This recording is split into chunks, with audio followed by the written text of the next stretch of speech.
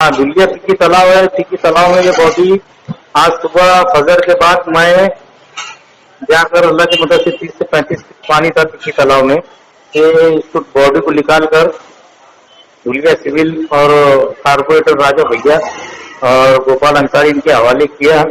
ये हादसा इस तरह है कि कल और मंगल के रोज सुबह 11 बजे से ये लड़का मिसिंग था और ये सुबह से मिल नहीं रहा था। तो फिर पुलिस में कंप्लेंट करे वहाँ इनके वारसिन ने और पूरा टोटल समझ तो कंप्लेंट करे और इसकी बाइक है ना टिक्की तालाब भी मिली। तो घर वाले और उनके पूरे रिश्तेदार और टिक्की तालाब पहुंचे। उनका 80% ये कहना था कि यार ये लड़का टिक्की तालाब में खुदकुशी करे या उड़ी मार के कुछ तो भी हादसे का शिकार हो गया।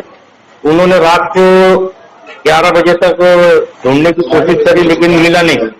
फिर उसके बाद मुझे कारपोरेटर राजा भैया इन्होंने रात को 11 बजे मुझे फोन किया कि शकील भाई हमारे वहाँ ऐसा एक हादसा हो गया और फिर आप आके निकाल सकते हो। तो फिर मैं फजरबाद मतलब आज फजरबाद वहाँ सुबह पहुंचा और टिक्की तालाब में पहुंचने के बाद अल्लाह की मदद से 7 बजे वहाँ पहुंचा फजर की नमाज के बाद और तकरीबन 1 घंटे के रिस्की ऑपरेशन में कुछ बच्चे की डेड बॉडी 30 से 35 फीट डैम के पानी से बाहर निकालकर उनके हवाले की।